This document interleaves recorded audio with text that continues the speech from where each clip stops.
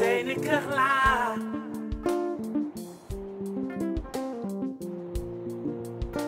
mën dégloo ci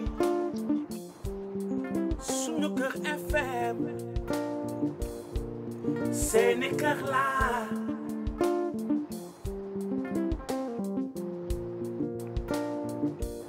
tax ba ñëpp di waxtaan ci Sénégal suñu réew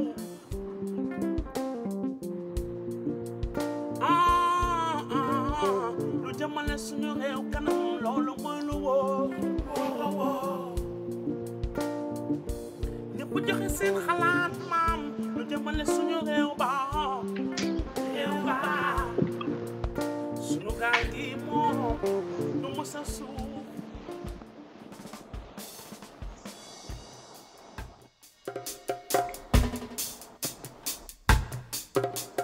jóg leen ñu jàppoo te bañ a réeroo jóg leen ñu booloo te bañ a xuloo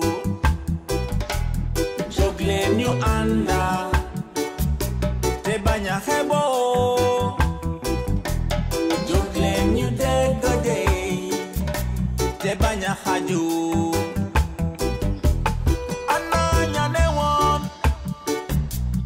ñun lañ fi neewal am na ña waxoon ñun lañ fi toggal waay am na ña diggoon ñoom dinañu jëf moo am na ña waxoon ñoom dinañu liggéey politique tas na waay politique laaj na waay politique weer na waay ñu doon ànda tuñu tey politique tas na waay politique xaaj na waay politique weer na waay ñu doon dégga tuñu tey ana kane woon moom rek a mën waay ana ka diggoon moom dina jëf di ana ka waxoon dina ñu soppi réew mi moo ana ñane woon ñoom dina ñu liggéey Sénégal suñu réew Sénégal suñu xol Sénégal suñu gaal kenn waruñu xadee Sénégal suñu réew Sénégal suñu war Sénégal suñu gaal kenn waruñu xadee ca kanam Sénégal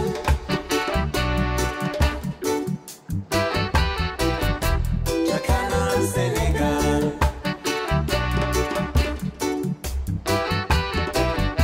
ca kanam Sénégal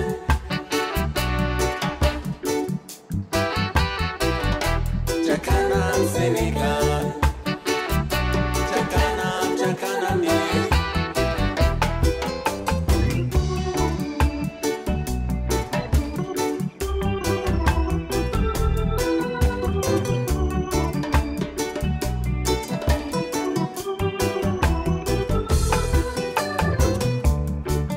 yow mi bëgg a jiite askan wi na nga xam ne askan wi kenn moomu leen ba tax na ku leen faale ñu fal la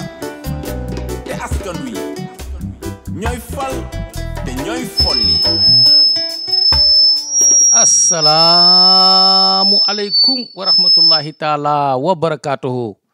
sunu mbokk auditeurs yi nii déglu fii ci www.sunuker.com ñu ngi ànd ak mbégte bu di dellu si waat ci seen émission en toute objectivité ñu am mbégte bu rëy di dalal benn kilifa gu mag bu ñuy woowee Mary Teuw Niane ci tey jii di samedi le 23 octobre 2021 Mary Teuw Niane nag kenn dootu ko présenté ndax ci jamono ju ñu toll nii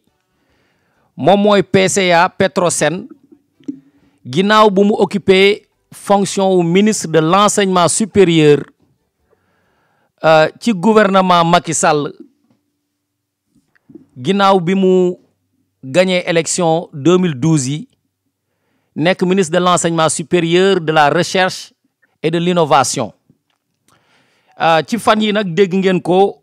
mu déclaré wu nekk candidat à la mairie de Saint-Louis loolu moo tax tey ñu invité ko ngir waxtaan ak moom non seulement jàng parce que c'est un professeur mais aussi revisiter l'histoire pour xam moom mooy kan d'habitude samay émission dañ may wax chaque fois que ni dafay bokk ci émission yoo xam ne su ma invité nit dañuy xam ci moom lu bari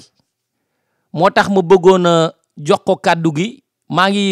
ngi rappeler aussi que ni émission bi dinaa ko ànd ak sama xarit moom it di kilifa ci mbir mi di Mohamed Souleymane Mboup nekkoon directeur Sud FM foofu ca Banjul monsieur le ministre ma bàyyi la nga nuyoog sunu mbokk auditeurs yi asalaamaaleykum. asalaamaaleykum Serigne Saliou Diop maa ngi lay nuyu di la ziar di nuyu suñu mbokk yi ñuy déglu yépp ci Sénégal ak ci réewu àdduna si di la gërëm di la sant ci li nga ma dalal fii ci sunu kër FM te mu nekk ñaareelu yoon ma ñëw ci ëtt bi di ci waxtaan ak askan bi jërëjëf. dëgg la bii mooy ñaareelu yoon ma la invité ndax bu njëkk bi ma lay njëkk invité c'était dans le cadre d'une association wala d'un regroupement de Sénégalais ñu nekkoon ci Facebook tuddee ko réhabilitons notre Sénégal maa ngi fàttaliku émission boobu maa ngi àndaloog Françoise Hélène Gaye et c'était en 2014 monsieur le ministre est-ce que mën nga def benn présentation boo xamante ne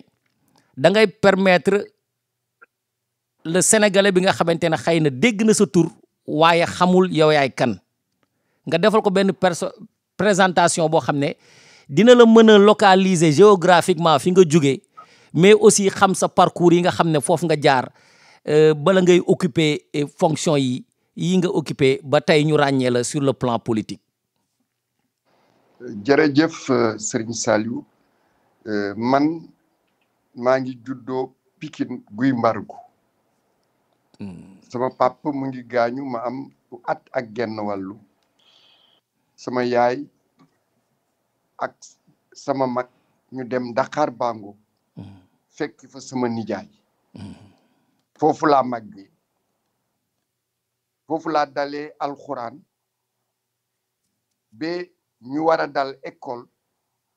ndax école bi ci biir quartier xam nga Dakar Bango dafa am quartier camp militaire foofu la ñuy former recrues yi mu am tamit prytanée militaire te ñu tuddee ko léegi Charles Thioré boobu jamono école primaire bi ci biir camp bi la nekkoon ñu manqué nag ay xale ci vacances Noël yi la ñu ni suñu amul woon xale yu doy dañuy tëj école bi ci la militaire yi jokkoo ku ñuy wax Chérif Aïdara fekk Dakar Bango tuuti kër fa nekkoon ñu dem ci daara bi seet xale yi nga xam ni mun nañu dal ñu dalal leen man boobu jamono aw ma at pour dal ñu yokkal ma sama at pour ma mun a dal école loolu tax sama kayit Dakar Bango moo ci nekk dugg école primaire bu ma ci duggee yàlla def ñu am jàngalekat bu tudd Amadou Faye yàlla na ko yàlla xare àjjana mu yor ñu CE2 mu yor ñu tamit CM1 mu defloo ñu concours d'entrée en sixième ak certificat d'études il a admis entrée en sixième am certificat bu ma dem CEG Kazay ñu tuddee ko léegi CEM Abbé Boila bu ma defee troisième ma am BFM bokk tamit ci ñi raw te ma am tamit école normale régionale bu Saint-Louis wante li yàlla di dogal ñu affecté ma école normale des jeunes filles ndax man sama tur marito ñi ko xamul di ñu xalaat ni turu jigéen la dëgg la mais léegi sénégalais yi miin nañu ko min nañu ko waaw ndeysaan jamono jooju nag bala ñuy soppi loolu ci la dem di seeti école normale régionale bu Ndar ndax pare na ma taseeg sama directeur Daouda Keita te moo ma yoroon mathématique ak français mu ne ma yow foo xanaa yaa ngi dugal mbaa yaa ngi jàng bu baax ma ne ko déet man école normale régionale laa bëgg a dem mu ne ndax damay jàppale sama yaay mu ne ma déedéet da ngay def nii man sama bopp dama arrêté woon sama njàng ci ñaari at gis nga léegi maa ngi nekk directeur CEG te pourtant mënuma yore sama bopp sax bi di yore samay waajur léegi da ngay dem nga defi baccalauréat soo paree nga seet looy def mu téye sama loxo dugal ci otoom ñu dem lycée Charles de Gaulle ci lañ muy affecté seconde C1 C2 C'3 C5 C mooy S1 léegi yàlla def ma am baccalauréat am mention bien ma am bourse d'excellence ñu yóbbu ma France ma defi classe préparatoire maa ngi def maths sup Orléans lycée Potier ñu yóbbu far ma réussir nekk kii raw ci classe bi ñu yóbbu ma Tours pour ma def mathématique spéciale imprime mooy bii gën a fort ci mathématique lycée Descartes foofu laa amee concours école centrale am concours tamit N7 ENSI école nationale supérieure d'ingénieur mais man mathématique laa bëggoon te réussiruma école normale supérieure ma tànn bàyyi école centrale xam ngeen ci école yi gën la ma defi N7 Toulouse def école nationale supérieure d'électronique d'électrotechnique d'hydraulique et d'informatique de Toulouse ma def fa ingénierat électrotechnique mu permettre ma parallèlement ma def licence maîtrise ak DEA mathématique mais xam nga en 60 boobu baccalauréat ma ngi am 75 donc 75 76 laa def maths sup ci foofu nag laa dugg politique ci PA yi clandestin te Seydou Sissoko jiite ko ñoom Amath Dansokho ñoom Sémou Pathé Gueye ak ñooñu ci laa ci bu ma ñëwee Toulouse ma continuer militer aussi ci ASF association des étudiants sénégalais en France bu ma ñëwee Toulouse di jàng am sama diplôme yi ñu ne ma nag comme xamoon nañu PA yi clandestin laa nekk ñu ne ma duñu la bàyyi nga def thèse doctorat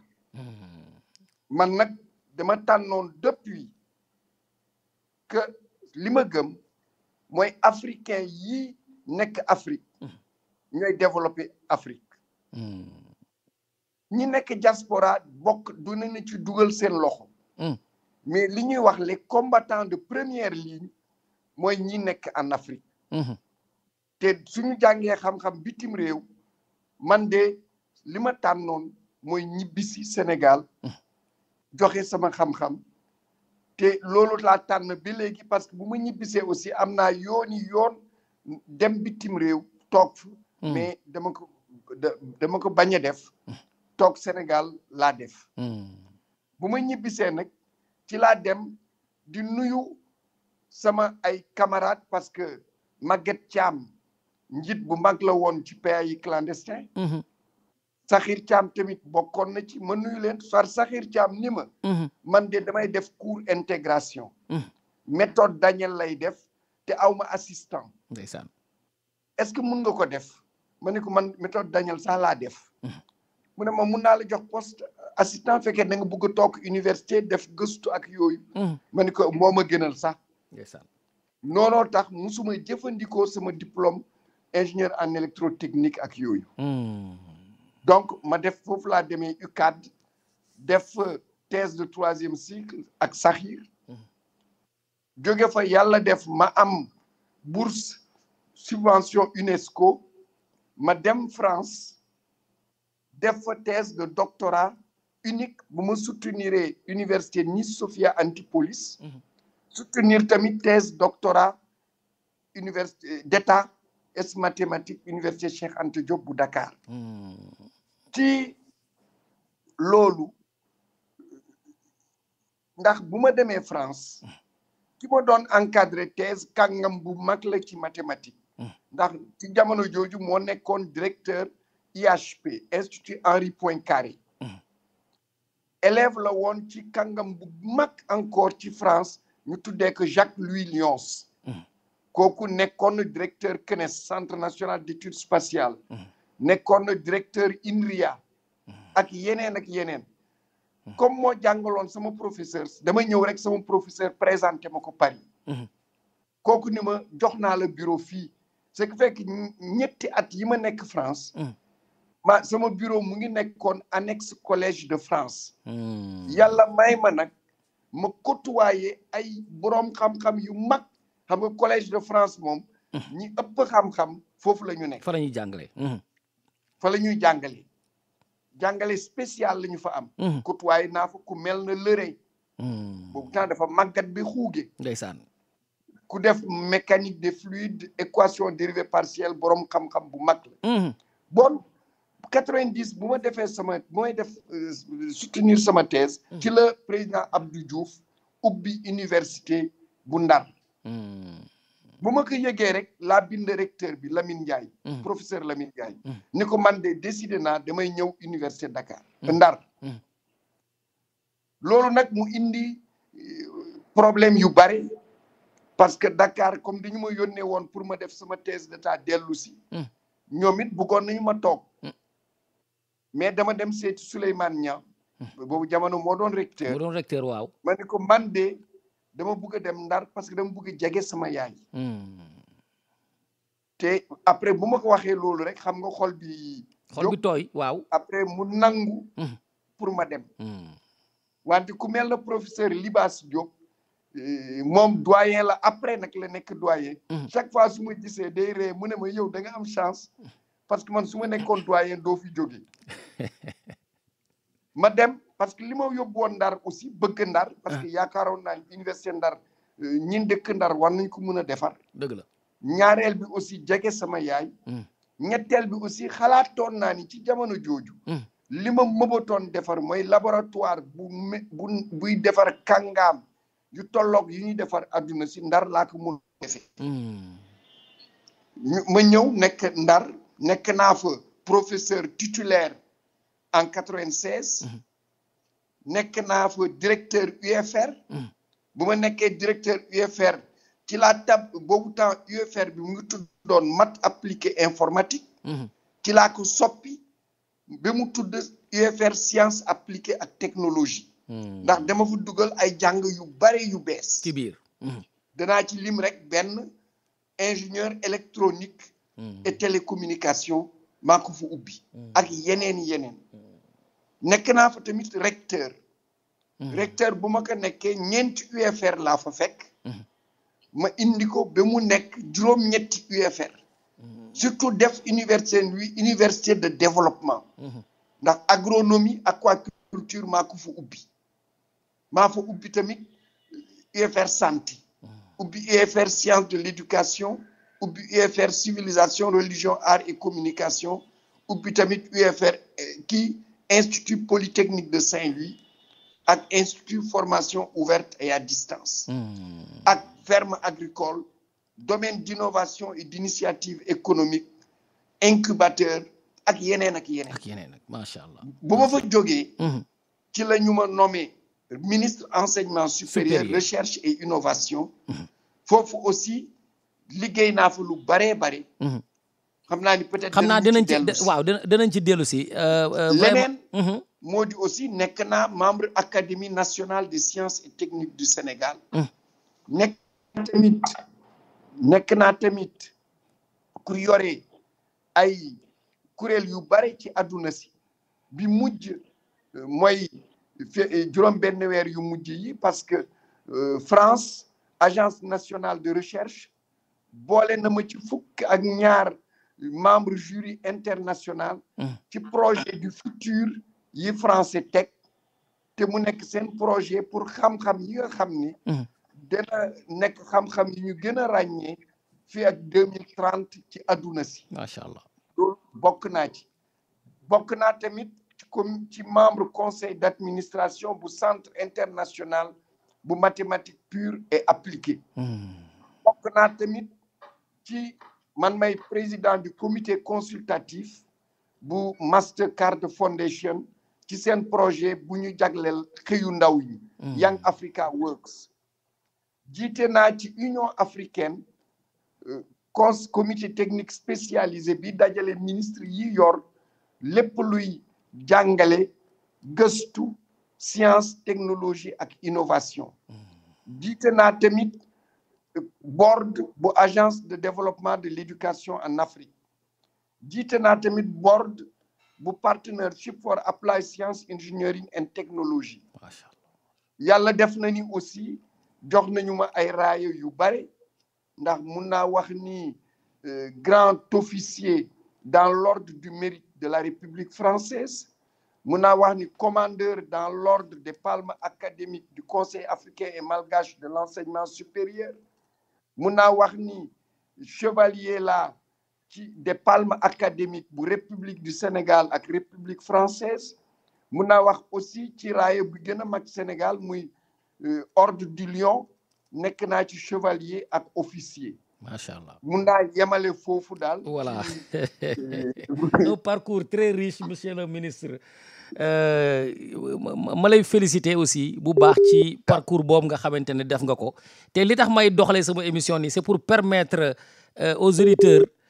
bu ñu déggee question yi nga xamante ne dinaa la ko ci laaj parce que xamoon naa ne parcours bu riche nga am bi ma annoncé ne dama lay invité am na ñu bëri ñu ma woo di ma souffler ay information donc bëggoon naa nga waxal ko sa bopp bu ko defee question yi ma yore bëgg la koo laaj ñu xam ne ci sa domaine la bokk. Mary Teuw Niane li ma lay njëkk a laaj mooy yow sa alal fu mu toll xanaa fu mu toll nii boo nekkee ministre bu Macky Sall pendant presque léegi 9 ans xanaa fu mu toll nii war ngaa riche de ndax da nga déclaré woon patrimoine bi ngay dugg ci biir gouvernement bi li nga déclaré woon ak li nga yore tey ndax mën nga am honnêteté expliquer ñu ni mu toll lu ci tegu. xam nga dara dafa wàññeeku. ah waay déet waay. dafa wàññeeku bu baax parce que man mun naa wax ni. parce que ñu bare xamuñu ministre lan lay fayu. bu ma nekkee wala may nekk ministre. recteur laa nekkoon. recteur université Gaston Berger.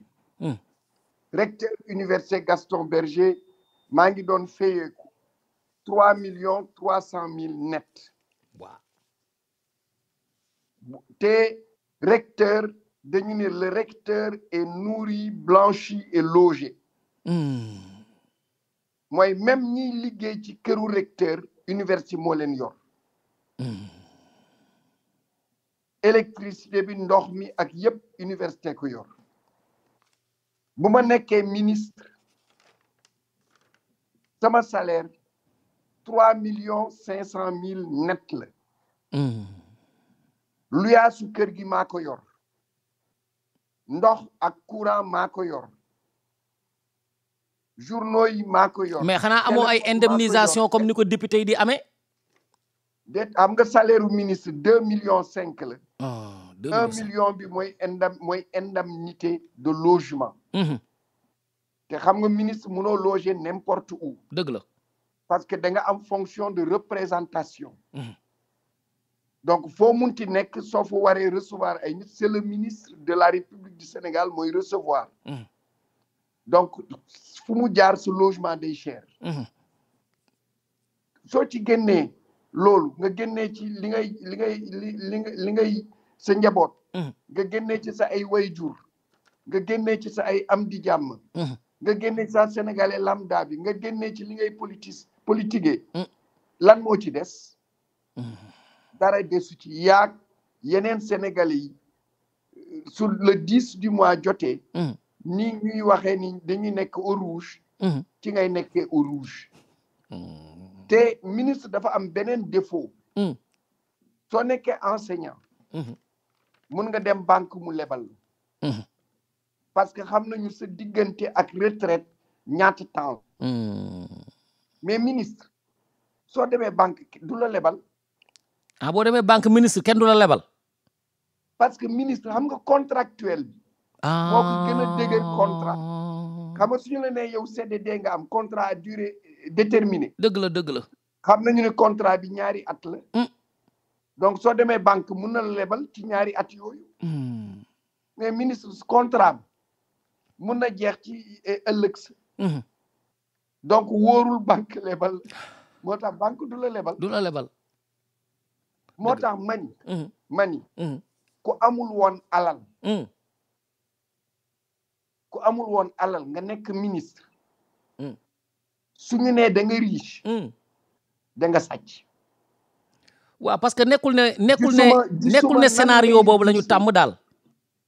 waaw dama ni gisuma nan ngay riche ci salaire u ministre gisuma ko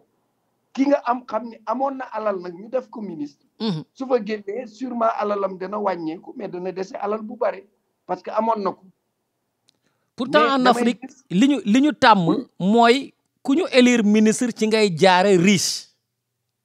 ah man de dama lay wax benn kër laa amoon cité Ngalel te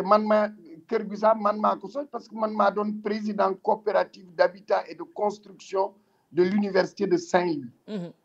ñu tabax cité Ngalel ñu nag bureau bi ñu tabax cité Bujuk kër googu laa am moom moo nekkoon ci déclaration de patrimoine bi nga defoon exactement te moo fa ne ba léegi moo fa nekk ba léegi voilà benn kër yokkuwu ci aw ma kër Dakar parce que aw ma lu ma ko jëndee dëgg la voilà aw ma lu ma ko jëndee voilà may rappeler mbokku auditeurs yi que ni maa ngi am mbégte bu rëy di dalal monsieur Mary Teuw Niane nekk PCA bu Petrosen nekkoon ancien ministre de l'éducation de l'enseignement supérieur du moins de l'enseignement supérieur de la recherche et de l'innovation moom laay dalal tey ci émission bi mais ci sa présentation bi nga def bala may ñëw di jox kàddu gi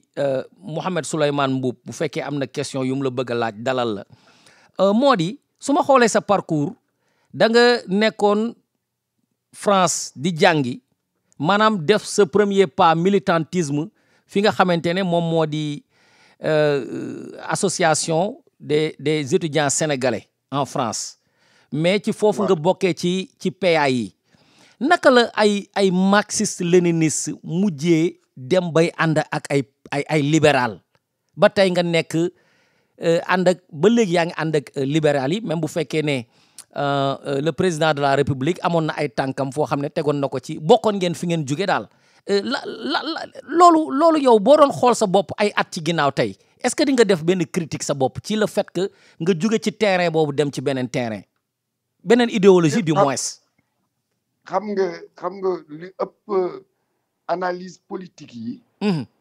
dañuy simplifier lu bare ndax ñun jamono bu ñu nekkee PA yi clandestin waaw xamoon nañu ni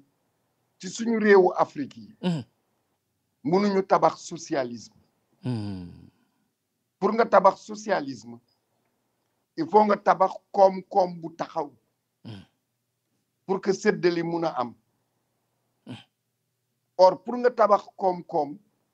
il faut nga tabax capitalisme xam nga réew mi ko gën a fësal tey mooy Chine ndax Chine société parti communiste moo fa nekk te Chine parti communiste bi fa nekk mu ngi tabax capitalisme d'État capitalisme individuel ak même capitalisme international parce que diggante Mao Tse-tung ak Deng Xiaoping ak tey Xi Jinping bi fa nekk li leen wutale Mao Tse-tung moom idéologie la jiitaloon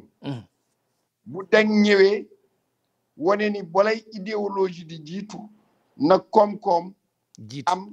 parce que su jiitoo ci la ñuy mun a defaraat nekkinu nit ñi jox nit ñi mun a am alal bi mun a law ci réew mi ci loolu aussi suñu xalaat ci la jëmee woon ni c'est Afrique idéologie amul taxawaay ci jamono yi société PDS parti libéral wante def na lu bare loo xam ni ci Sénégal parti socialiste yi ñoo koy def dëgg la soo jëlee APR parti bu déclaré wu parti libéral mais société ñi bokk APR fu nekk la ñu jóge te politique bi APR di def am na aussi lu bare du politique libérale ndax soo jëlee couverture maladie universelle du politique libérale soo jëlee bourse familiale du politique libérale soo jëlee accès de tous les bacheliers à l'enseignement supérieur du politique libérale etc donc suñu nguur yi fi am day jaxase idéologie yu bare loolu aussi tax na bi ñun ñu mel na ñun gëm parce que man ku ma laaj toujours yow foo féete dama lay wax man je suis un homme de gauche parce que idéologie de gauche laa gëm mais dañu war a tabax koom-koom pour mun ko séddale ba askan bi jot ci soo seetee ça bu ma nekkee ministre mesure yi ma jël war na la mun a xamal fan laa féete ndax bu ma ñëwee en octobre le 29 octobre 2012 conseil des ministres novembre 2012 moo jël décision que désormais ku am bac nga bëgg ñu orienter la danañu la orienter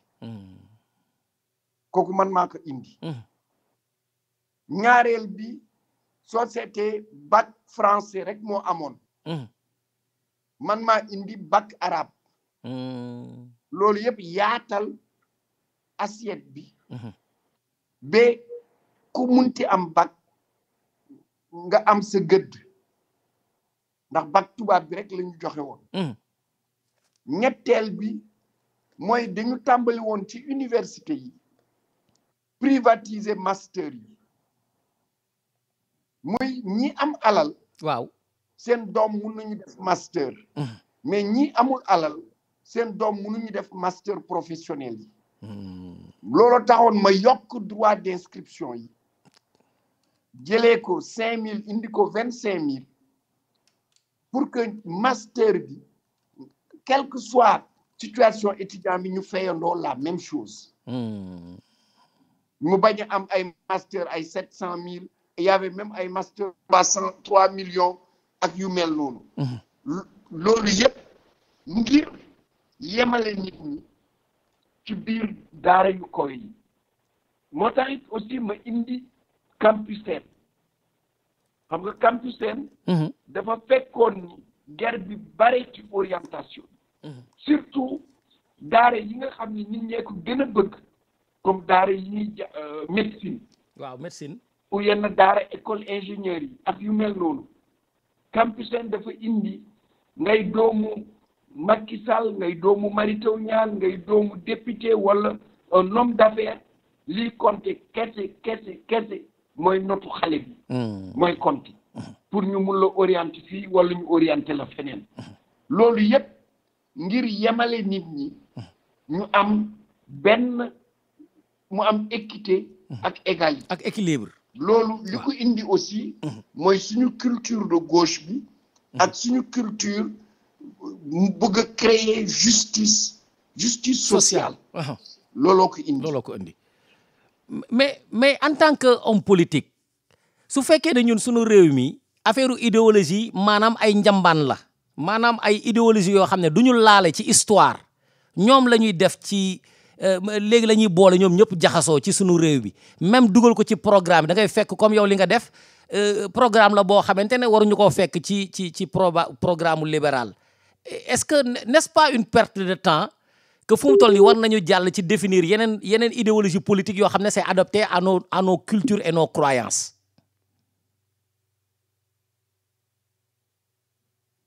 allo allo yaa dégg nga sama question bi. non dégguma ko voilà dama ne su fekkee ne ñun idéologie yi nga xam ne ñoom ñoo xew ay idéologie yoo xam ne du ñu woon laalante ci histoire te tey ci sunu réew yi ñoom la ñuy boole comme programme yi ngay def ci gouvernement boo xam ne c'est un gouvernement libéral n'est-ce pas une perte de temps boo xamante ne war naa tax sunu politique yi adopter une idéologie boo xam ne dafay maanaam ànd ak sunu ay croyances mais aussi ak sunu mode de vie pour ne pas faire une perte de temps. non xam nga perte de temps amul. parce que loo mun a def. ngir yóbbu sa réew kanam. ci jamono bi nga ko mën a def. def ko parce que yenn saa yi da ngay gis nit mun a defar réewam dara. parce que àndul ak ñi yor réew mi. mu téye loxoom u muy yàq. loolu day delloo suñu réew yi gannaaw. te ñun gëmuñu loolu gëm nañu ni. loo mun a defal sa réew. ak position boo munti nekk. defar ko gis nga bu ma nekkee directeur UFR sciences appliquées et technologie. boobu jamono régime parti socialiste la. mun naa wax ni opposition laa nekkoon. mais UFR MA yi mat appliqué ni ma ko soppee mun naa wax ni régime socialiste mun na ko damoo. mais sama réew laa defal. bu ma fekkee dëgg MA yi rek moo amoon dëgg diplôme d'études universitaires générales mat appliqué informatique rek moo amoon. ma gis ni war nañu dugal physique. mu dugal dëgg mat physique informatique. Sénégal amul diplôme ingénieur en électronique et télécommunication ma créé ko. jetel ma dugal dëgg maths mat appliqué sciences sociales. Sénégal amul maîtrise informatique appliquée à la gestion des entreprises MIAGE. ma dugal ko. ma dugal diplôme d'études spécialisées de ingénierie informatique et technologie de l'information et de la communication. amul woon ma dugal ko. ma teg aussi diplôme universitaire réseau informatique et gestion.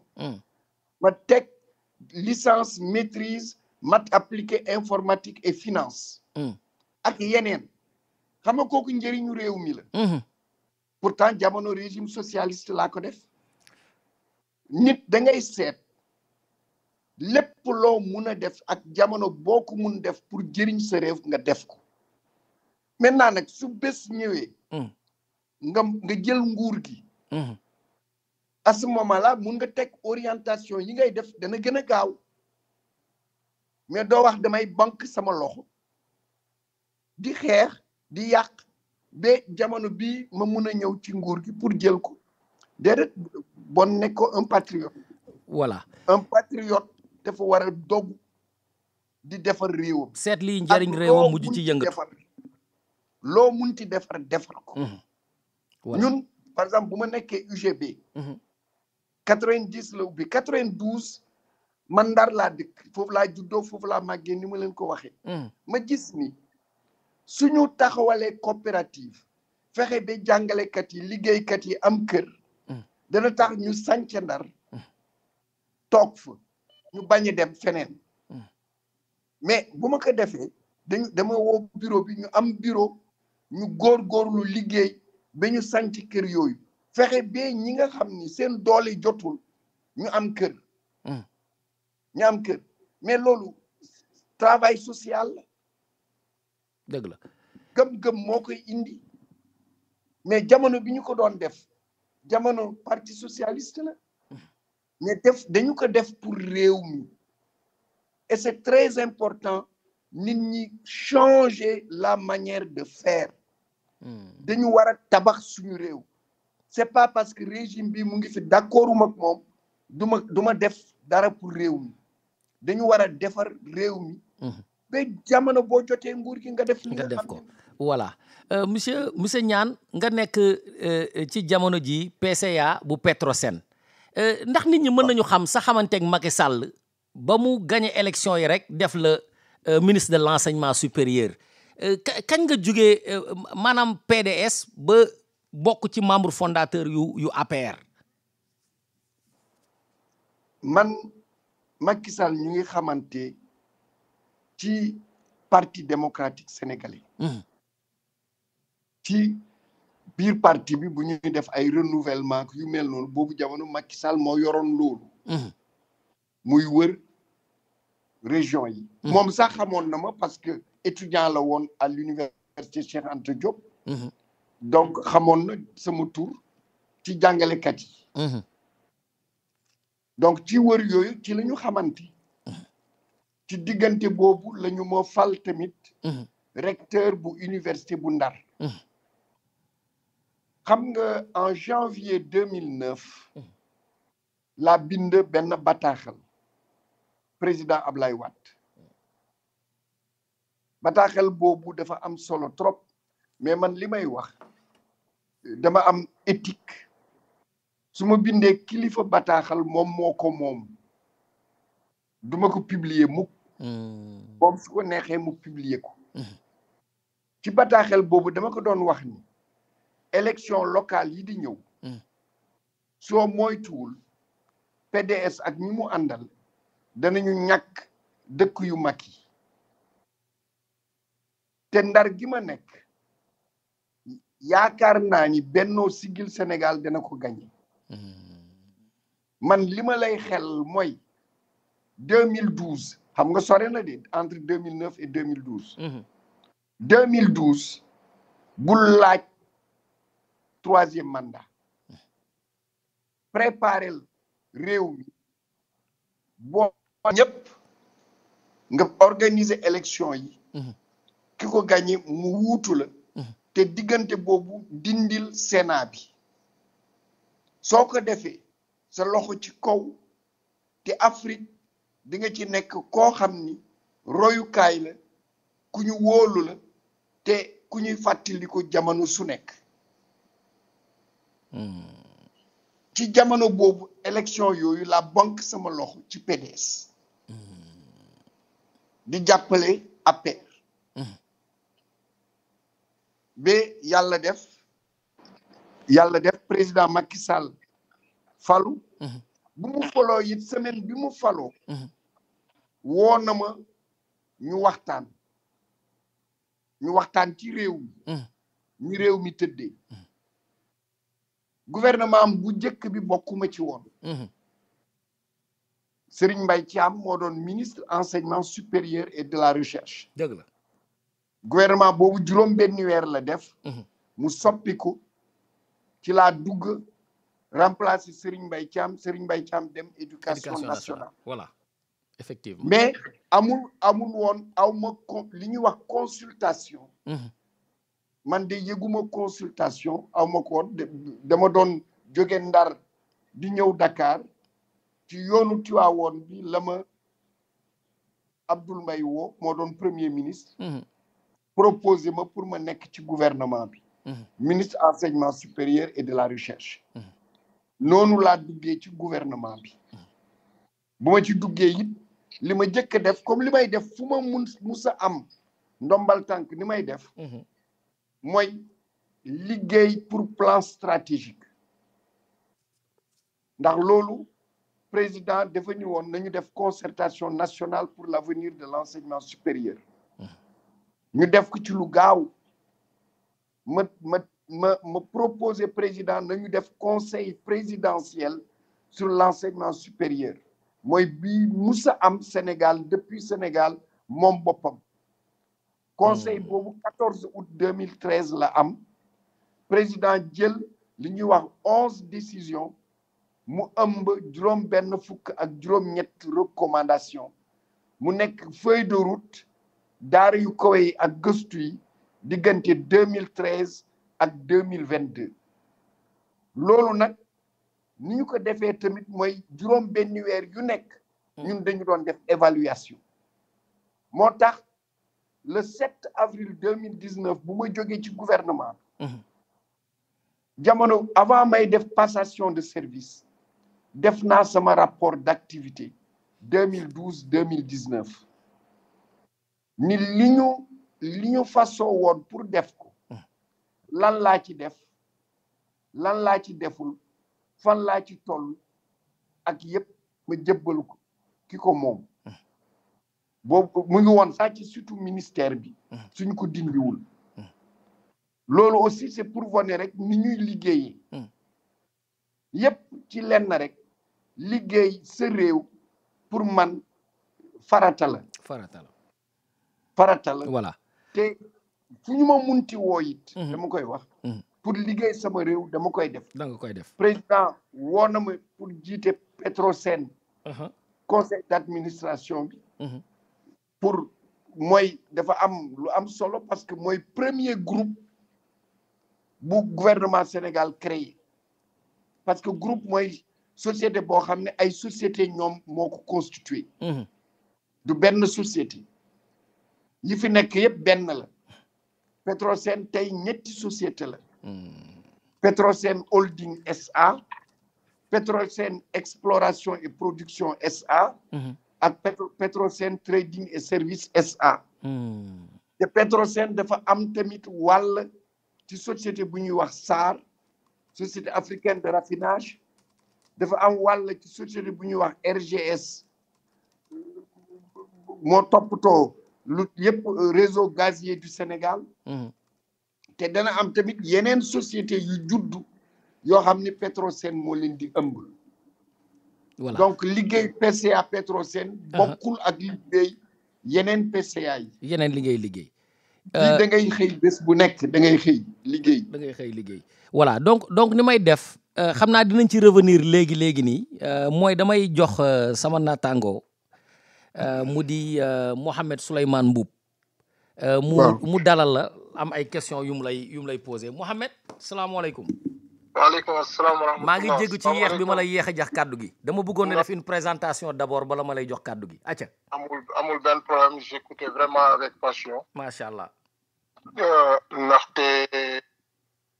élève tey lan moo war a mën a kontaan mbégteem. mooy mu toog ba gis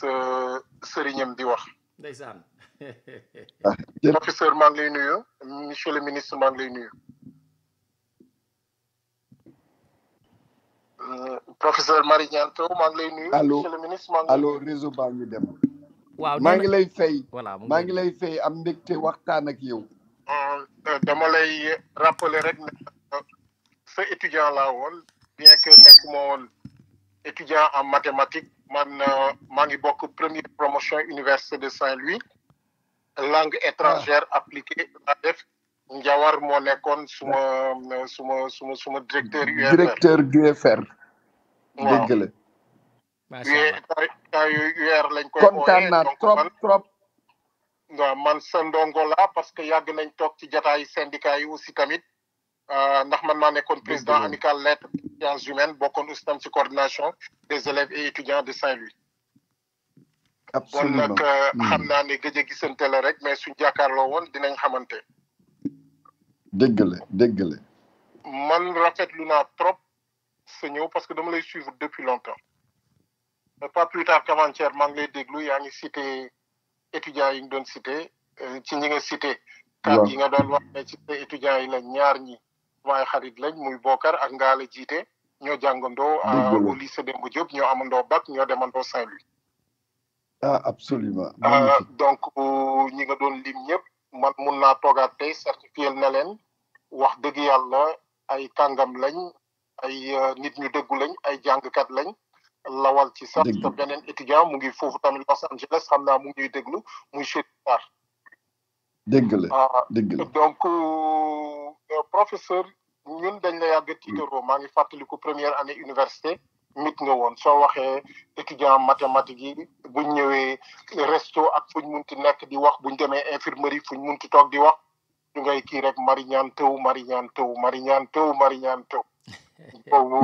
c'était quand même omnibulé par les mathématiques ba pare xale yëpp xare ñoom Archimède ak foon ñoom Ordi ñoom ñëpp donc ñoom Ngala donc ñoo ñëpp ko wax rek Mariñaan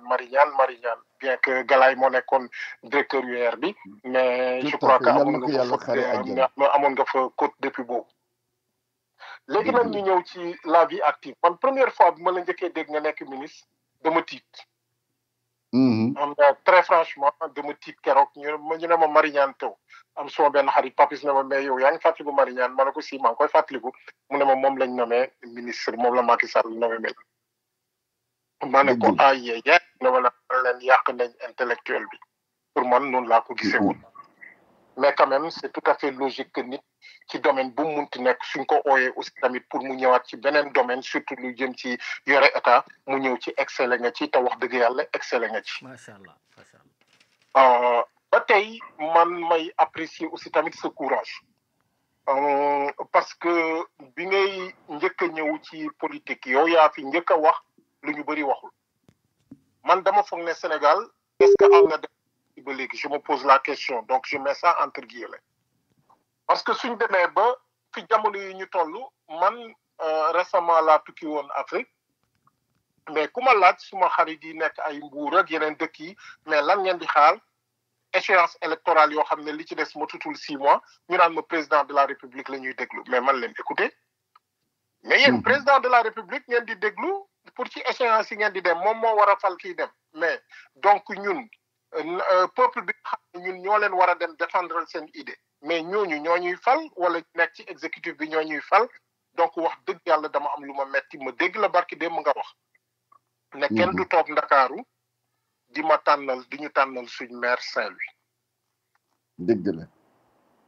professeur tey summi nga sa monsieur le ministre laa lay ooyee sax moo gën a récent mais xam naa ne professeur bi moom ilaa yow mi diini la. waaw mus di dañ. moo gën na xam-xam baa ngi ci xarañ baa ngi ci léppam ci. nga ne yow kenn du la jiital mais yow ki nga war a ñëw di saafonteel mag la ci première dame bi de ba pare dénkoon nañ ko fi tamit alal joo xam ne ci temps yi Covid bi ba léegi alal jooju ba léegi kenn leeralu ko yow tey soo ma doon wax ne yaa war a mun a nekk candidat Saint-Louis lan mooy sa premier ak sa deuxième point plateforme ñaar ñooñu rek laa bëggoon a xam ñu continuer ci débat bi. waaw xam nga wax nga ñaari mbir yu am solo dama bëgg naa ci wax tuuti benn bi mooy li nga ni dafa la surprendre un intellectuel nekk ministre defe naa ni loolu dama ci bëgg a wax tuuti avant ma ñëw ci beneen question bi parce que lu am solo la te defe naa li gën a tardel Afrique bokk na ci ndax suñu indépendance avant même indépendance bi ñu amul xam-xam dañu aakimoo politique bi ba dañu wax ingénieur docteur professeur waruñu def politique yéen a ngi nekk ci réewu tubaab yi tubaab yi réew yooyu ñiy def politique ay kàngam lañu soo joxee ñi munul ñu def politique jiite réew mais nan la ñuy daboo xalaatu ëllëg mënul nekk société Sénégal science ak technologie li tax mu tardé trop demoon nañu ay jamono sax ay philosophe lañu koy dénk ndax ñàkk xam ak ñàkk ormal xam-xam ak mën-mën jamono jot na dama koy wax saa su nekk jamono jot na ñi am xam-xam ñi am compétence ñi am mën-mën ñi am jaar-jaar parce que damay wax compétence ak xam-xam du diplôme rek ñi am jaar-jaar ñu jël politique bi ngir mun a am ay responsabilité ngir mun a assumer leadership pour mun a changer li am tant que loolu amul à ce moment-là dañuy bàyyee politique bi ñi nga xam ne jëriñoo ko rek lañu koy defee parce que ku amul palto amul place sa première place ministre la kooku lan lay def sàcc wallaay parce que fu mu jaar sàcc parce que su ma jógee amatul liggéey man dama génn gouvernement dellu ci classe yi wallaay parce que am naa métier am naa salaire donc loolu defe naa dafa am solo africain yi yeewu ci bu baax a baax kooku mooy premier aspect ñaareelu aspect bi man dama am compréhension politique parce que dañu bëgg a tabax suñu réew suñu bëggee tabax suñu réew nañu ko tabaxee ci yoon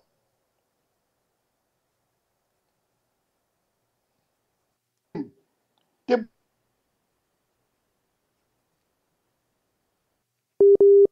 allo voilà dafa mel ni dañu am problème connexion ma ñëwaat di rappeler rek mbokk auditeurs yi que ni ñu ngi am mbégte bu rëy di dalal professeur Mary Teuw Niane mi nga xamante ne mooy actuel PCA bu Petrosen nekkoon ancien ministre voilà de l'enseignement supérieur dafa coupé woon ñu bàyyi la nga yeggali waaw waaw dama ni collectivité yi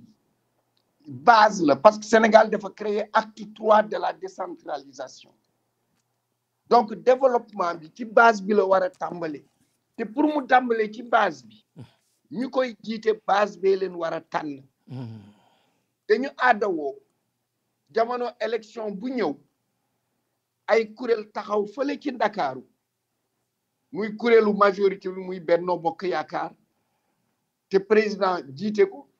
muy kuréelu opposition bi muy Yewwi Askan Wi te ñi nekk ci kujje gi bokk ko wala wàllu Sénégal ak yeneen ñoom ñooy tànnal diiwaan yi seen maire wala seen président conseil départemental man dama ni loolu dafa war a dagg man de sama candidature maa ngi ko déclaré le 12 janvier 2020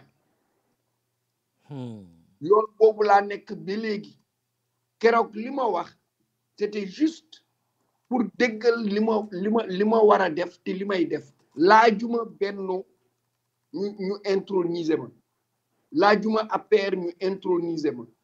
parce que man askan bi lay laaj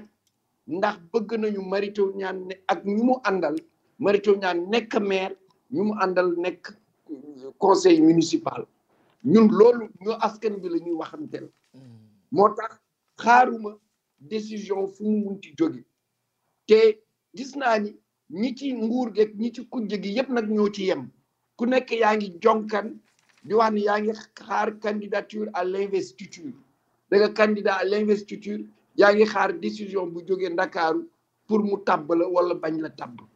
loolu defe naa ni day yàq démocratie acte 3 décentralisation nit ñi dañu war a candidater kenn rek moo leen war a fal mooy ñi nekk ci commune bi maa ñi nekk ci département bi man loolu laa gëm loolu laa wax moo tax ma ni ma candidature est irréversible et irrévocable te dafa tegu tamit ci programme bu ma tuddee programme ambitieux réaliste et réalisable loolu mooy sama taxawaay dem naa préfecture déposer sama mandataire déposer aussi sama plénipotentiaire le 3 novembre danaa dem préfecture déposer samay liste voilà Mohamed da nga am beneen question jërëjëf professeur je crois que wax ci leer na maa ngi bàyyi Njawar mu ñëw ci ay yeneen question ma déglu pour mun a poser waat yeneen question de relance voilà professeur bi nga bindee defee sa déclaration boobu nga vraiment nga def mu nekk une déclaration vraiment courageuse surtout sur le plan politique am nga ci ñu bëri ñu apprécier ndax li ñu tàmmal mooy politique daal dafa mel ni mbirum tarbiyu ñi ko jiite la ñuy topp seen ginnaaw buñ nee la waxal nga wax buñ nee la bul wax dul wax pas plus tard que la semaine dernière am na benn déclaration bu similaire boo xam ne Adama Faye moo ko def moom tamit daanaka li nga wax rek moom la wax xaarul waa Benno Bokk Yaakaar di wax kan mooy doon kan ci mbirum élection yi ngeen nuróole ko mais dafa am ñu bëri ñoo xam ne dañu ragal ne maanaam sa déclaration bi dafa mel ni daal deuxième ABC ci biir APR ban jàngat nga am ci loolu ci ñooñu xalaat loolu. xam nga damay d'abord ñaanal Alioune Badara Cissé. waaw yàlla yërëm ko. amiin xare ko àjjana. amiin yaa rabbal aalamiin ñaanal ko parce que nit ku dëgguloo woon. wallaay. nit ku amoon pas-pas la woon. ñëw na ci rajo bi ñaari yoon. te tamit ku ma xamoon la. ndax bu muy ñëw Toulouse man fekk na jóge naa Toulouse dëgg la mais dañu bokkoon xarit mooy professeur Gora Mbodj Gora Mbodj yàlla na ko yàlla xare àjjana amiin yaa rabbal alamin amiin kër Gora Mbodj laa jikk gis ABC ndeysaan timis la takkusaan la woon ñu toog takkusaan bi ba timis jot ñu jullindoo timis ndeysaan te damay seede ni aussi jullit la woon dëgg la ñun nag suñu ndax dañu mel na ABC ou pas xawma mais li ma xam daal mooy ñun danañu dem élection incha allah te yaakaar nañu gagné am nga ci yaakaar nañu gagné yaakaar nañu bu baax a baax yàlla nag mooy joxe nguur kooku moo ko bind comme jullit lañu gëm nañu yàlla moo ko bind yàlla mooy joxe nguur mais su doon tey la élection yi am moom defe naa ni kenn waxatu ko lan moo la am loo yaakaar boobu dafa am waa Saint-Louis est-ce que dafa am ñoo xam ne dañoo yow waa Ndar nga dafa am waa Saint-Louis yu dajaloo ne la nekkal sunu candidat wala yow yaa amoon ambition bi rek xam nga ñun dañ principe bi ñu demee mooy moo tax société man maa jëkk déclaré candidature dëgg la parce que 12 janvier 2020 laa ko def 2 ans avant l'échéance oui 12 janvier 2020 parce que dañu dajale suñu responsable yépp ñu ne ma fekken saa ci campagne présidentielle bi koñ bu ma dem ñu ne ma yow dañu bëgg nga nekk candidat après ñu dajale suñu responsable ni ma yow dañu bëgg nga nekk candidat nangul nga nekk candidat ci laa ko nangu déclaré ko depuis lors j'assume dama koy assumer am na ñu fekk si pour ñu ànd liggéey ay jeunes association de jeunes association jigéen ay parti ak yeneen mais ñun nanguwuñu bokk ci ay tractation yi am parce que li ma wax Dakar ne doit pas décider des candidats yi nekk ci communes yi ci biir communes yi la ñu war a décider parce que li xew erreur bu mag la parce que élection locale ci sama xalaat du élection par parlo législative mun na ko nekk présidentielle mun na ko nekk mais pas local local bi ñu ràññee ñi mun yor gox bi defar ko ñu booloo ak camp bu ñu munti nekk ñu am équipe ñu defar gox bi pour ñun moo tax dañ ci suñu biir tey am na ñoo xam ne ci kujje gi la ñu nekk am na ñoo xam ne ci majorité bi la ñu nekk te ñu ngi liggéeyandoo avec le même objectif donc ñun noonu la ñu gisee moo tax on est comme on dit on a la tête tranquille beneen bi aussi mooy ñëw leen Saint-Louis ngeen def micro trottoir di ngeen dégg li Saint-Louisiens yi wax xam nañu nag par parlo dana am ndax décret yi ñoom ñu ngi wàcce ndànk di nommer ay nit ak yu mel noonu pour jàppale ki fi nekk mais xam nga doomu Ndar nag dafa yàgg ci voter dafa yàgg ci histoire te loolu dañu koy fàtte trop xam nga Senghor dafa musa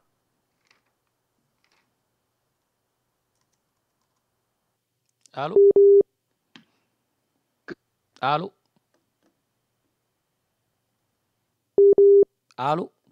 voilà am nañu encore un problème de connexion avec monsieur le ministre PCA bu Petrosen di professeur Mary Teuw Niane moom la ñu dajal tey bëgg a waxtaan ak moom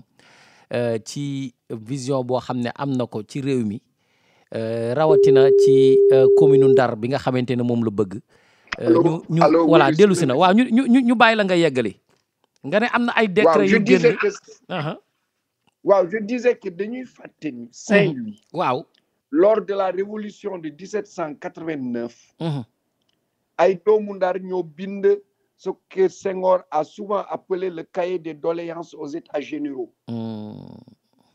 loolu bañkat lañu dañuy fàtte toujours que li tax ñu dissoudre PAI Ndar la woon, c'était les élections locales, si je me souviens, de 1961. En 2009, le PDS était majoritaire, était au pouvoir. Mais quand on a gagné l'élection locale, c'est l'opposition à Saint-Louis. Donc, tout fi khalis, wala tout fi ay décret,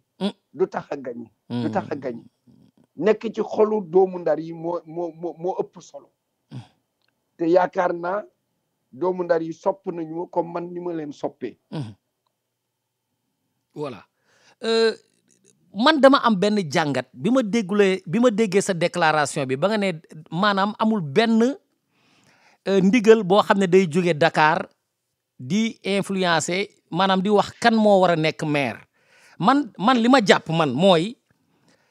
APR ci coalition la bokk muy Benno Bokk Yaakaar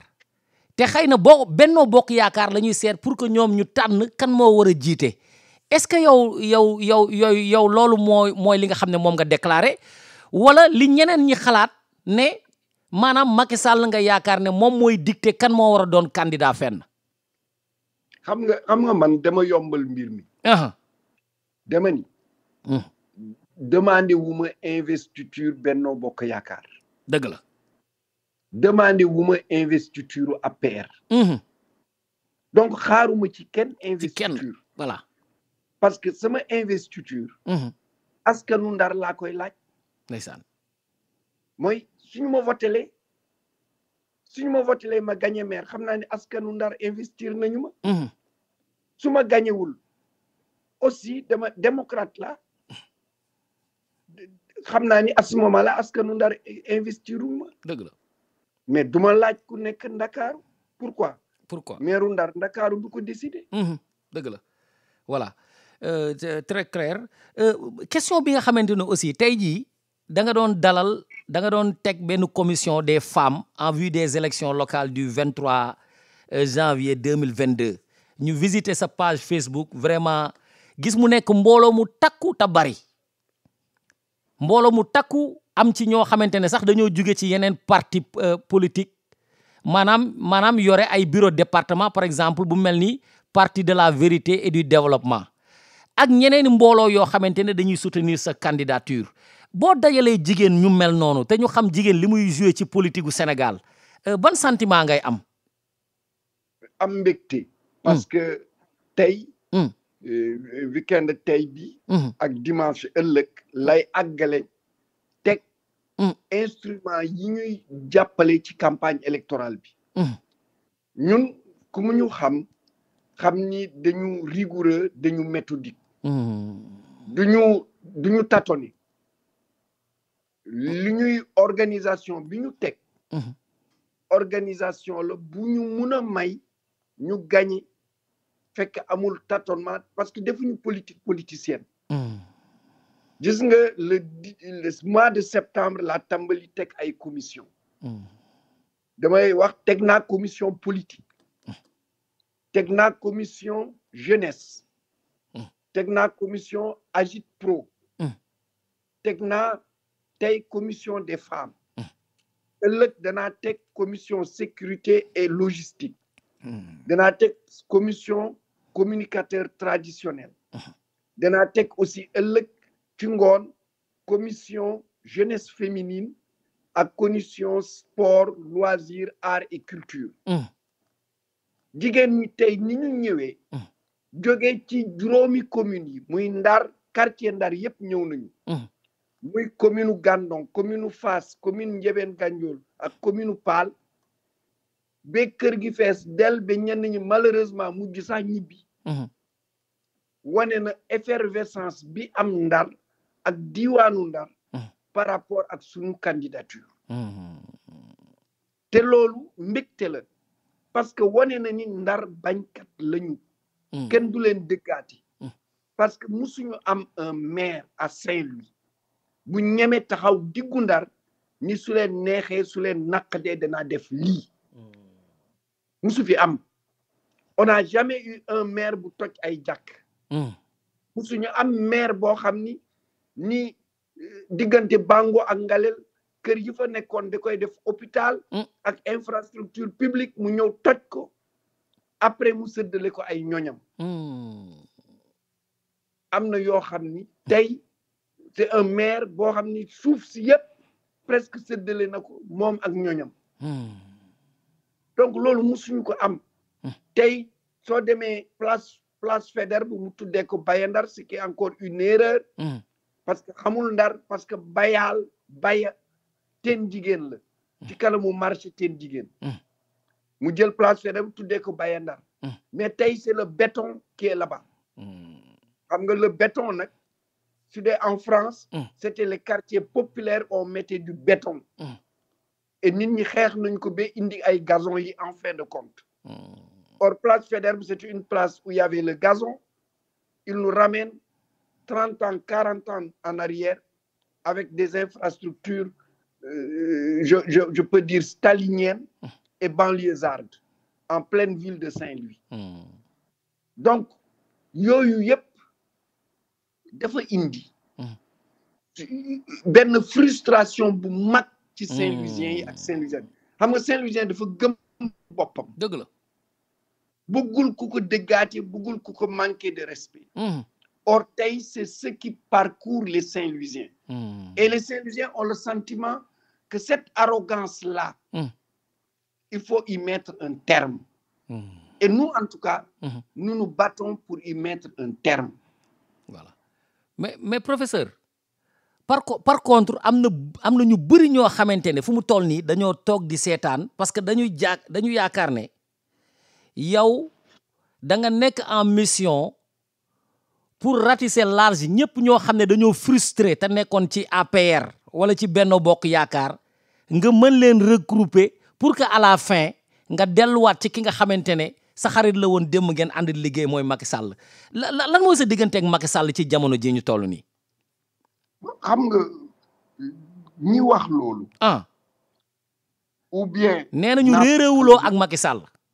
dama ni ñi wax loolu. waaw u naafeq lañu u xamuñu dara ci politique.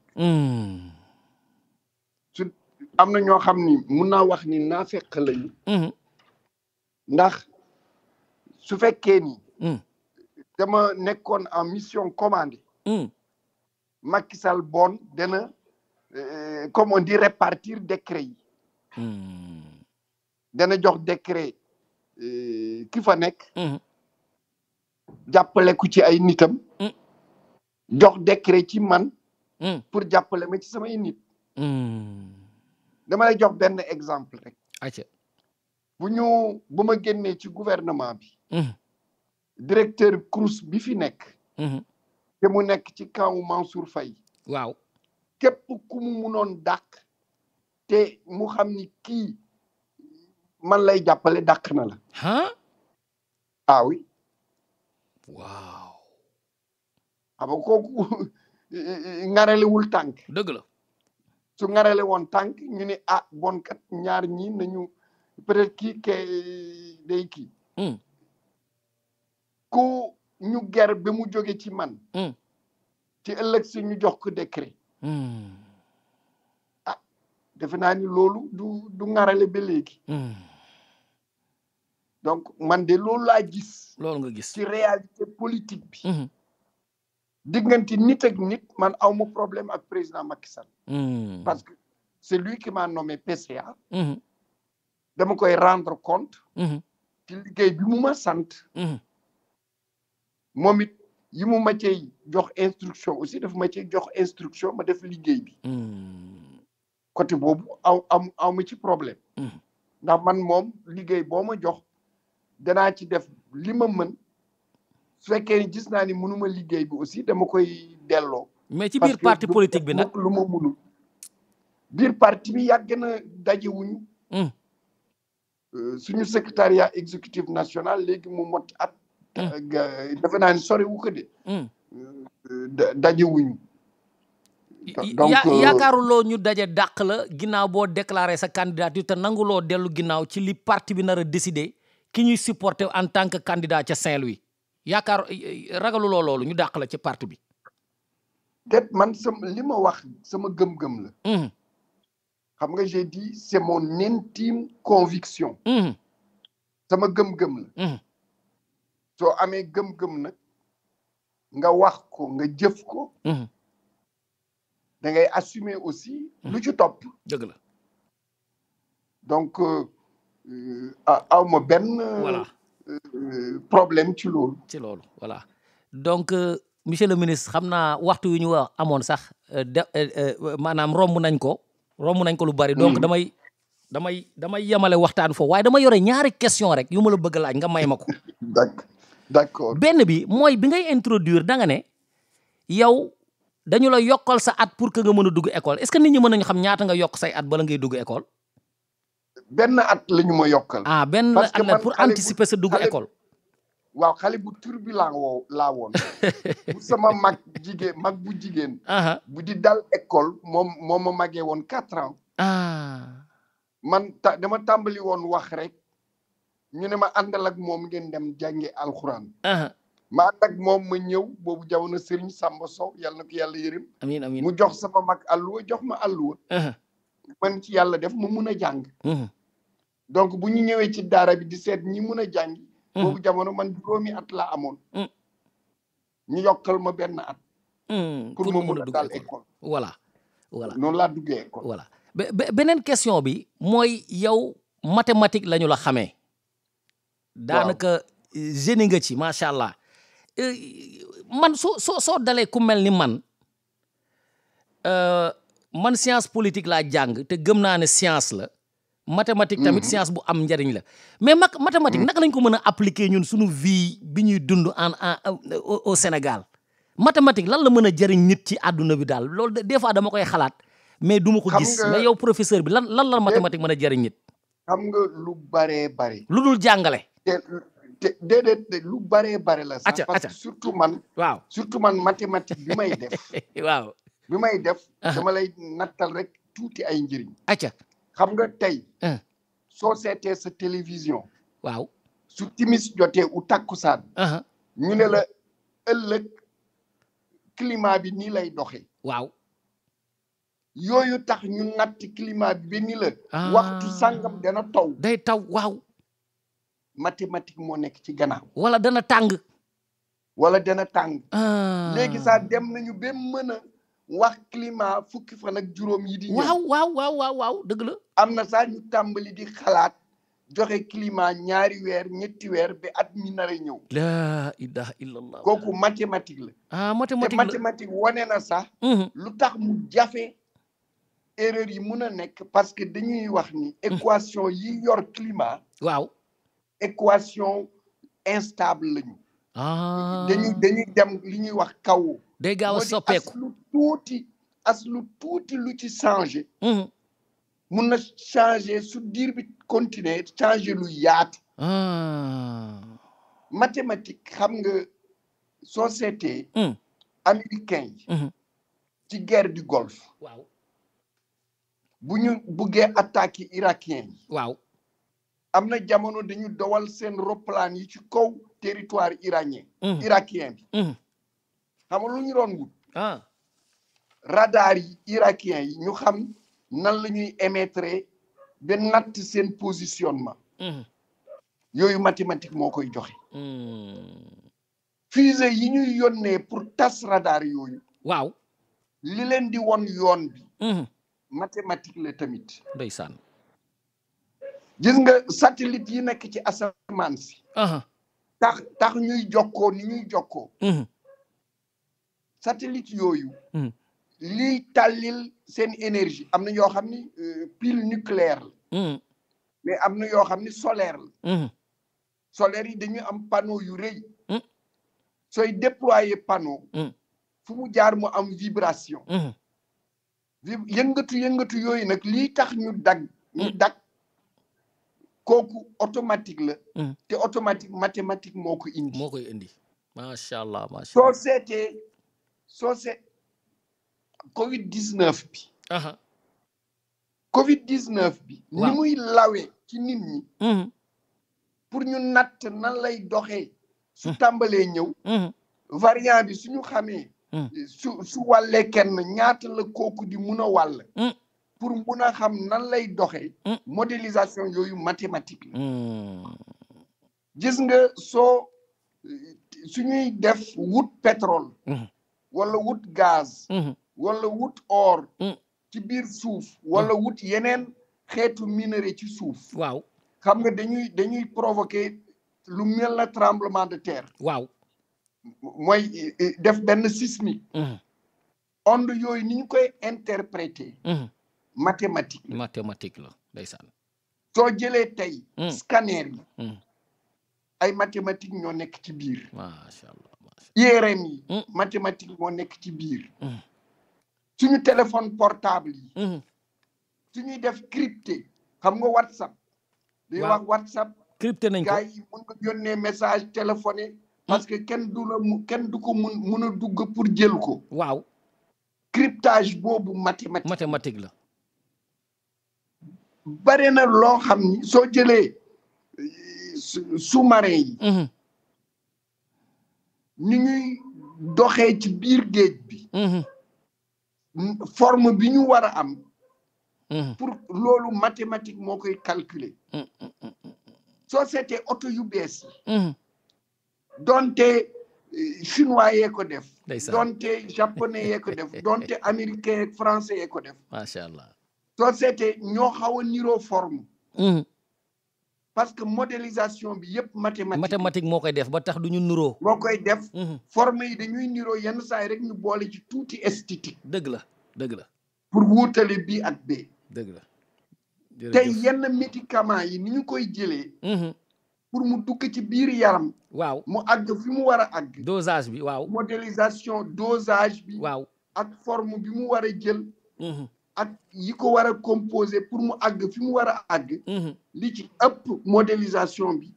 ci mathématique la mathématique c'est la vie alors dëgg la am na ñuy wax sax mathématique lépp luy science mathématique mooy lakkam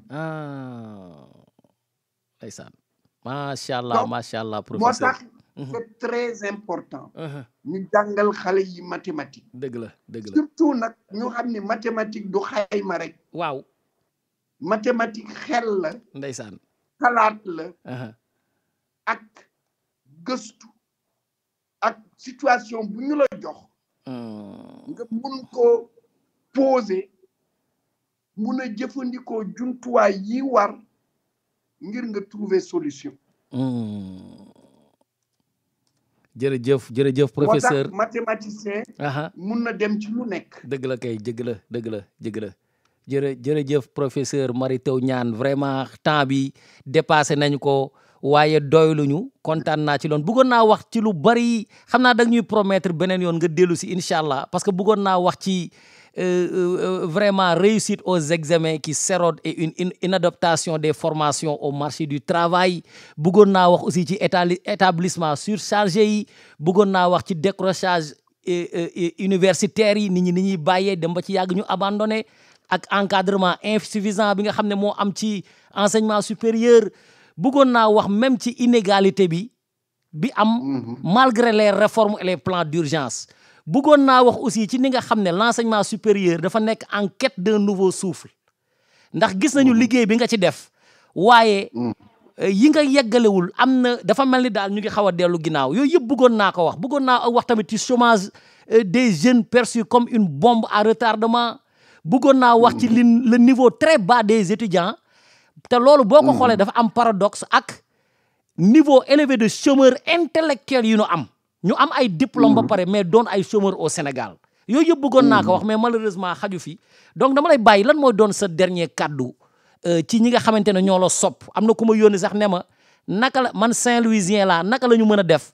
ba contacter mouvement om boobu jàppale leen wala wax suñu waa kër yi dëkk Saint-Louis ñu bokk ci yooyu yëpp doon benn message boo xam ne da nga koy lancer Sénégalais yi lay déglu éparpillé un peu partout à travers le monde te am mbégte lool li ma fi yor yëpp ci ay message mënuma la koon liiral waaye Sénégalais yi ngi lay déglu am sympathie bu baax ci yow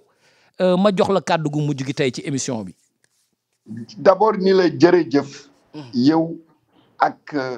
sa àndandoo bi jërëjëf maa ngi leen di gërëm di leen sant jërëjëf ci dalal bi ngeen ñu dalal te bés bu ngeen ñu woowaatee it danañu ñëw incha allah kon danañ ko incha allah incha allah maa ngi aussi gërëm di sant ñëpp ñu déglu góor ak jigéen mag ak ndaw ñi nekk Sénégal ak ñi nekk ci diaspora bi ni waa diaspora am ngeen lu ngeen mën a def li ngeen war a def ci élection yi ak tamit surtout su fekkee yàlla def na ni gagné nañu parce que problème bi jëkk Ndar mooy problème mu Sénégal yépp mooy xëy xiif xëy li koy indi nag mooy samp ay entreprise te waa diaspora yi am na ñu ci am alal ñuy liggéey ci entrepreneuriat dama leen di woo ñu ñëw Ndar ndax danañu créer zone économique spéciale danañu créer incubateur danañu sax liggéey aussi pour ñu am port ci Ndar ak diwaanu Ndar macha allah danañu liggéey aussi pour aquaculture ndax Ndar dëkku Ndar la war nañu nekk un grand producteur aquacole et piscicole donc ak yeneen maa ngi leen di woo leen doomu Ndar yi ñi nekk Ndar ku nekk am nga ci sa ñoñ ñi leen voté leen liste Mary Teuw Niane ndax loolu danañu jàppale woo leen képp koo xam ni mun na mobiliser économie ngir suñu gañee ñu ñëw dugal koom-koom ci Ndar jàppale ñu nag ci rafetal Ndar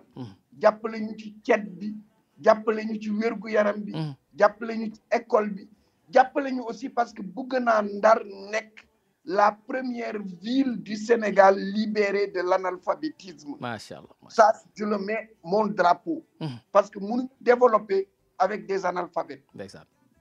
Il faut que nous libérions nos villes, nos communes de l'analphabétisme et je veux que Saint-Louis soit le premier exemple. Machallah. Bon, maa ngi leen di woo ci loolu yépp. Sopp naa Ndar. sopp naa doomu Ndar yi sopp naa doomu diiwaanu Ndar yi muy Gandon muy Njëbeen Ganjool muy Fass muy Paal muy département de Saint-Louis waa Sénégal yëpp maa ngi leen di gërëm di leen sant ak waa diaspora bi voilà surtout suñu Kër FM jërë ngeen jëf jërëjëf kooku moo nekkoon sunu gan tey di professeur Mary Teuw Niane nekk PCA bu Petrosen nekk ancien ministre de l'enseignement supérieur de la recherche et de l'innovation moom la ñu amoon mbégte tey waxtaan ak moom defe naa ni kontaan nañu ci dalal bi ñu ko dalal di leen jox dox daje incha allah beneen samedi ci beneen émission en toute objectivité di wax comme d'habitude vive le Sénégal et gloire à sa jeunesse.